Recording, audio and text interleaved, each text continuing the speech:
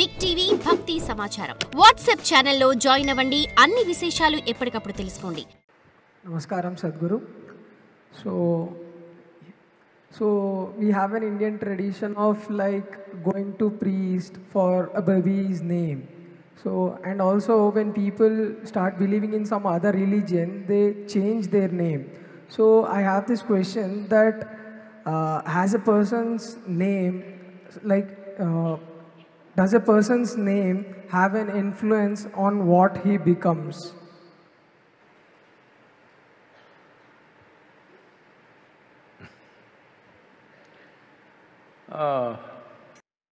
ఆ వ్యక్తి ఎవరు అన్న దాని మీద ఆధారపడుతుంది.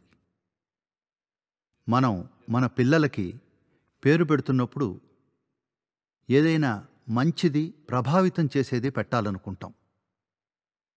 బయట పిలిచే పేరు ప్రభావితం చేసేదిగా, ఇంట్లో ఏదో ముద్దు పేరు పెట్టుకోవాలనుకుంటాం. ఇది సహజమైన విషయమే. ప్రభావితం చేసే పేరు ఎందుకు పెట్టుకుంటామంటే ఎవరైనా వాళ్ళ పేరు ఉచ్చరించినప్పుడు వాళ్ళకి ఏదో ఒకటి జరగాలి.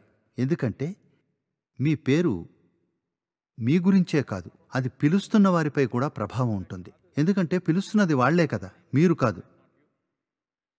మీ పేరుని మీరు జపించరు, అది వేరే వాళ్ళు పిలవడానికి. అందుకనే ఇది వారిపై మంచి ప్రభావం చూపించాలి. శబ్దం అనేది ఒకటి ఉంది, ఉందా? సృష్టిలో ఉన్నది శబ్దాలు, పదాలు మనం సృష్టించుకున్నవి. నేను ఒక పదం అన్నప్పుడు మీరు ఒక శబ్దానికి అర్థం కల్పిస్తే అది పదం అవుతుంది. నేను భూమ్ అంటే ఒకవేళ మీరు దానికి ఒక అర్థం ఇస్తే అది ఒక పదం అవుతుంది. కానీ భూమ్ అన్నది ఒక శబ్దం మాత్రమే. శబ్దం అన్నది ఉంది. ఇవాళ మోడర్న్ సైన్స్ ఏం చెప్తోందంటే ఈ సృష్టిలో ప్రతీదీ, మీ శరీరం, ఈ భూమి, సూర్యమండలం, పాలపుంతలు అన్నిటినీ మీరు నిశితంగా పరిశీలిస్తే అసలు భౌతిక పదార్థం అన్నది లేదు, అన్నీ ప్రకంపనలే.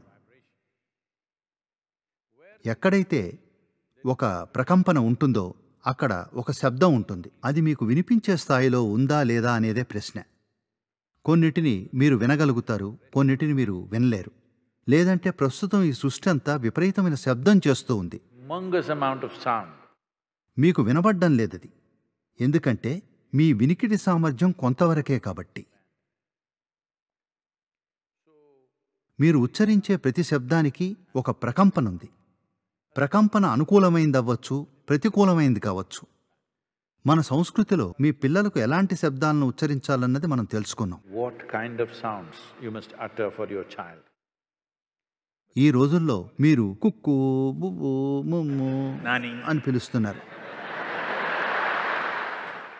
నేనది గుర్తించలేదు. కుక్కు, బువ్వు, నాని ఇవన్నీ ఇంట్లో బానే ఉంటాయి ఇవి. ఇప్పుడు ఇతను ప్రపంచంలో ఎక్కడికి వెళ్ళినా అది ఇతనికి తన ఇంటి పేరు లాంటిది కాబట్టి అందరూ ఇతన్ని నాని అని పిలుస్తారు. అది వేరే విషయం. కానీ విశిష్టమైన పేర్లను పెట్టడంలో ఉద్దేశం వాటి వెనకాల ఉన్న శబ్దాలు. మీరు ఆ శబ్దాన్ని ఉచ్చరిస్తే ఆ ప్రకంపన మిమ్మల్ని మెరుగుపరిచేదిగా ఉండాలి. అది ఉచ్చరించే వారికి మంచిది అయి ఉండాలి.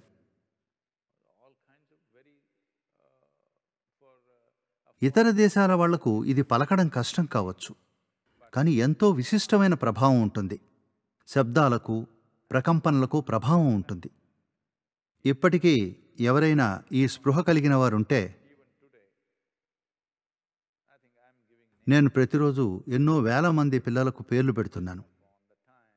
వాళ్ళు పుట్టిన కాలం, దేశం, వాళ్ళ ఫోటోను చూసి వారికి సరిపడే ఓ పేరునిస్తాం. ఎంతోమంది ఇది చేస్తూ వచ్చారు గతంలో, కానీ అన్నీ పల్చబడిపోయాయి.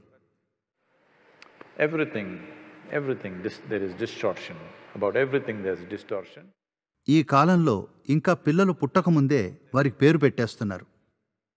ఏదో ఒకటి జానీ వాకర్ అని అనుకుంటారు, ఎందుకంటే అది తాగడం మీకు ఇష్టం.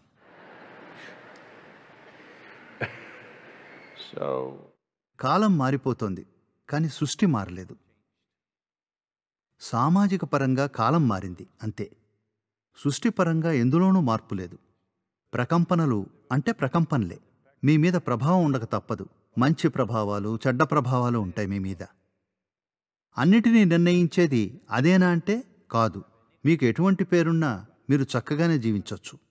కానీ మనకున్న ప్రతిదాన్ని మనం వాడుకుందాం అనుకుంటాం. ఎందుకు చేయకూడదు? ప్రతి చిన్న ఆధారం మనకు విలువైందే అవుతుంది కష్టకాలం వచ్చినప్పుడు.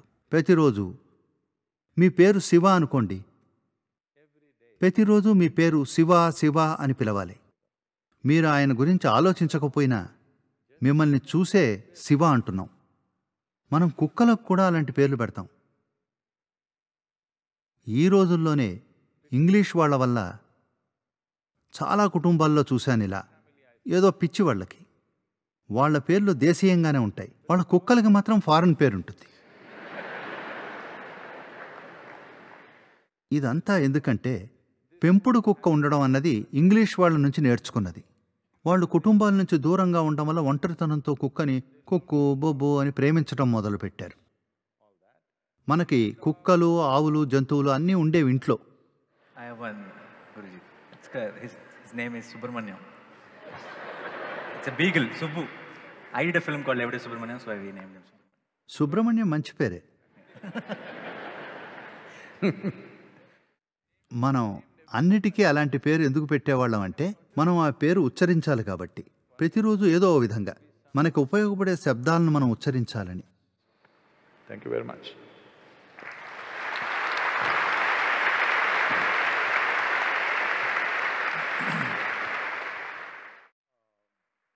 వ్యవసాయం గురించిన ప్రశ్న అడిగారు కాబట్టి ప్రతి చోట దీని గురించిన ఆందోళన ఉంది. చెన్నై ఎండిపోయింది, తర్వాత బెంగళూరు, తర్వాత హైదరాబాదు క్యూలో ఉన్నాయంటున్నారు. ఈరోజు ఇక్కడున్న బాధ్యత గల పౌరులందరూ ఏదో ఒక విధంగా కావేరీ కాలింగ్ ఉద్యమంలో పాల్గొనండి. ఎలా పాల్గొనొచ్చు అన్నది మేము తెలియజేస్తాం. ఇది ర్యాలీ ఫర్ రివర్స్ కంటే మరింత క్రియాశీలమైనది. మేము కావేరీ పరీవాహక ప్రాంతంలో 3వ వంతు నేలని మళ్ళీ పచ్చగా చూడాలనుకుంటున్నాం. ఇందుకు మనం 242 కోట్ల చెట్లను నాటాలి. ఇది మనం అక్కడకు స్వయంగా వెళ్ళి నాటాలని కాదు. ఇది రైతులు వాళ్ళ నేలలోనే చేస్తారు. కానీ మనం సహకారం అందించాలి. అందుకని మేము అతిపెద్ద నర్సరీలను సాగు చేయాలనుకుంటున్నాం. ఇప్పటి వరకు మాకు 24 నర్సరీలు ఉన్నాయి తమిళనాడులో. ఇప్పుడు వీటిని కర్ణాటకలో ఎలా నిర్మించాలన్నది చూస్తున్నాం. ప్రతి ఒక్కరూ కనీసం 1 చెట్టును నాటండి అన్న ఉద్యమాన్ని మొదలు పెడతాం. మీరందరూ మీ కుటుంబంలో 4 ఉంటే 4 చెట్లను నాటండి. దానికయ్యే ఖర్చు నర్సరీకి పెట్టాల్సిన ఖర్చు మాత్రమే, పెద్దగా ఏమీ ఉండదు. అందుకని మీరు ఒక్కటే కాదు, ఇంకా ఎక్కువ కూడా నాటచ్చు. అంతేకాక గౌతముడు కూర్చున్నట్లుగా కూర్చోవడానికి మీకు చెట్టు ఉంటుంది, అది పనిచేయొచ్చు. For more videos like this, subscribe Big TV channel.